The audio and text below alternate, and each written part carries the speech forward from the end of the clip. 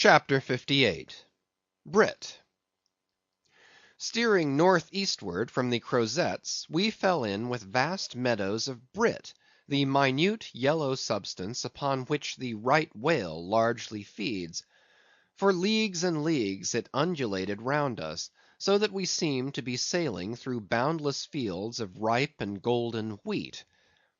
On the second day, numbers of right whales were seen, who, secure from the attack of a sperm whaler like the Pequod, with open jaws sluggishly swam through the brit, which, adhering to the fringing fibres of that wondrous Venetian blind in their mouths, was in that manner separated from the water that escaped at the lip.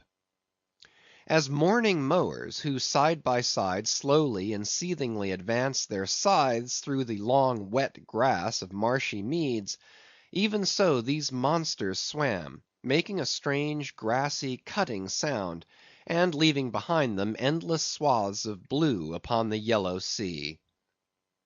*Footnote: That part of the sea known among whalemen as the Brazil Banks does not bear that name as the banks of Newfoundland do, because of there being shallows and soundings there, but because of this remarkable meadow-like appearance, caused by the vast drifts of brit continually floating in those latitudes, where the right whale is often chased. But it was only the sound they made as they parted the brit, which at all reminded one of mowers. Seen from the mastheads, especially when they paused and were stationary for a while, their vast black forms looked more like lifeless masses of rock than anything else; and as in the great hunting countries of India, the stranger at a distance will sometimes pass on the plains recumbent elephants without knowing them to be such, taking them for bare blackened elevations of the soil, even so, often, for him who for the first time beholds this species of leviathans on the sea. And even when recognized at last, their immense magnitude renders it very hard really to believe that such bulky masses of overgrowth can possibly be instinct in all parts with the same sort of life that lives in a dog or a horse. Indeed, in other respects, you can hardly regard any creatures of the deep with the same feelings that you do of those of the shore. For though some old naturalists have maintained that all creatures of the land are of their kind in the sea, and though taking a broad general view of the thing, this may very well be; yet, coming to specialties, where, for example, does the ocean furnish any fish that in disposition answers to the sagacious kindness of the dog?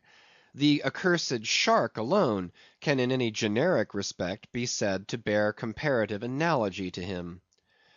But though to landsmen in general the native inhabitants of the seas have ever been regarded with emotions unspeakably unsocial and repelling; though we know the sea to be an everlasting terra incognita, so that Columbus sailed over numberless unknown worlds to discover his one superficial western one; though by vast odds the most terrific of all mortal disasters have immemorially and indiscriminately befallen tens and hundreds of thousands of those who have gone upon the waters; though but a moment's consideration will teach that however baby man may brag of his science and skill, and however much, in a flattering future, that science and skill may augment, yet forever and forever, to the crack of doom, the sea will insult and murder him, and pulverize the stateliest, stiffest frigate he can make; nevertheless, by the continual repetition of these very impressions,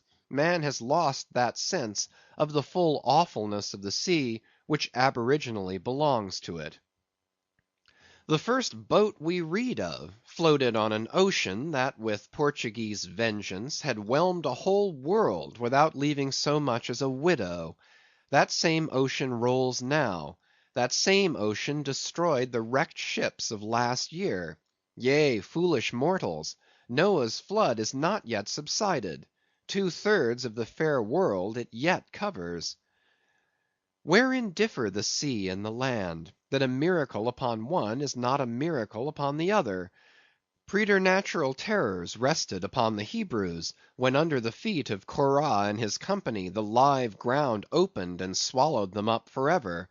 Yet not a modern sun ever sets but in precisely the same manner the live sea swallows up ships and crews.